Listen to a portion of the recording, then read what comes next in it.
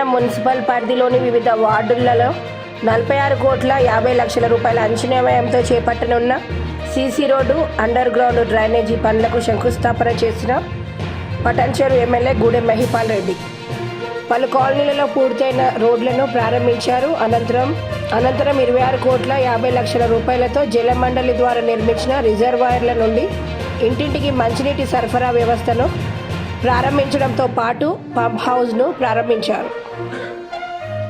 ఈ కార్యక్రమంలో Bollaram municipal chairperson Kolanu Roja Balareddy, vice chairman Anil Reddy, senior నాయకులు Hanumanth Reddy, municipal commissioner Mangatayaru, HMWS GM Subbarayudu, స్థానిక కౌన్సిలర్లు, వివిధ పార్టీల నాయకులు తదితరులు పాల్గొన్నారు.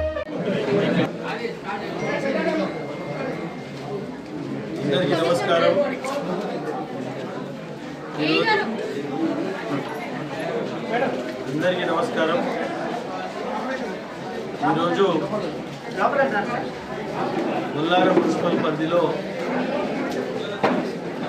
రేపు 25 జనవరికి వీళ్ళ సమయం పూర్తవుతుంది కాబట్టి మున్సిపల్ చైర్మన్ గారు, వైస్ చైర్మన్ గారు, అలాగే కౌన్సిలర్స్ ఈ మున్సిపల్ పరిధిలో 5 సంవత్సరాల కాలం నుంచి బ్రహ్మాండంగా మౌలిక వసతులు సమకూర్చి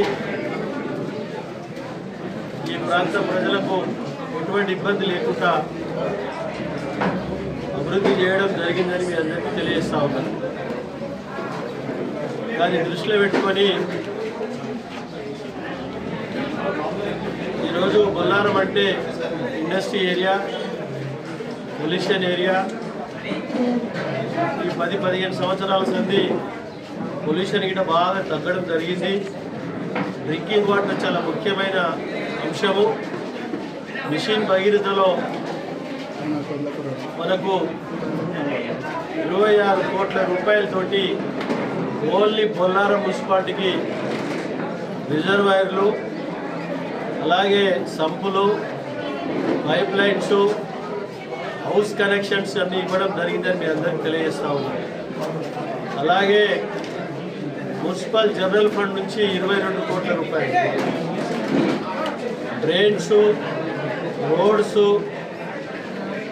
అలాగే ఎలక్ట్రిసిటీ ఇవన్నీ గిట మౌలిక వసతులు సమకూర్చడం జరిగింది.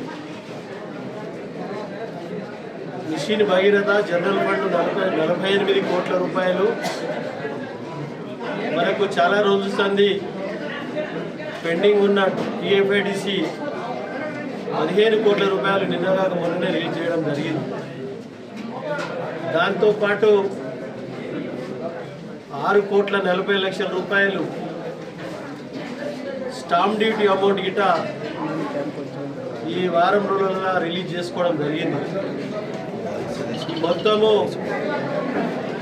69 కోట్ల 40 లక్షల రూపాయలతోటి బొల్లారం మున్సిపాలిటీ ప్రజల కోరిక నెరవేర్చి అన్ని సమస్యలు పరిష్కరించడంలో భాగస్థులైన మున్సిపల్ చైర్మన్, వైస్ చైర్మన్, కౌన్సిలర్లు మేమందరం కలిసి వారికి ఎటువంటి ఇబ్బంది లేకుండా ప్రజలకు జవాబుదారీగా నిలబడే రీతిలో పని చేయడం జరిగిందని మీ అందరికీ బల్లా గుద్ది చెప్పడం జరుగుతుందని తెలియజేస్తాను.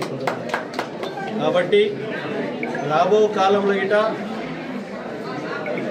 ఈ ప్రాంత సమస్యలను ఈ ప్రాంత నాయకుల ద్వారా, ప్రజల ద్వారా సేకరించి ఎప్పటికప్పుడు వారి సమస్యలను పరిష్కరించే మార్గంలో ప్రణాళికలు సిద్ధం చేసుకొని ముందుకు పోతామని తెలియజేస్తూ ఉన్నాం.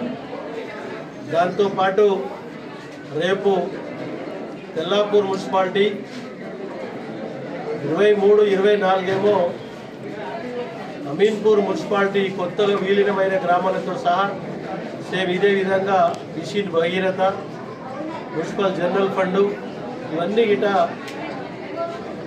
కంప్లీటెడ్ వర్కులు, ఆన్గోయింగ్ వర్కులు, నాన్ స్టార్టెడ్ వర్కులు అన్ని గిట ఇనాగ్రేషన్ చేయడం జరుగుతుందని మీ అందరికీ తెలియజేస్తూ మీ అందరికీ ప్రెస్ సోదరులకు ప్రత్యేకంగా ధన్యవాదాలు.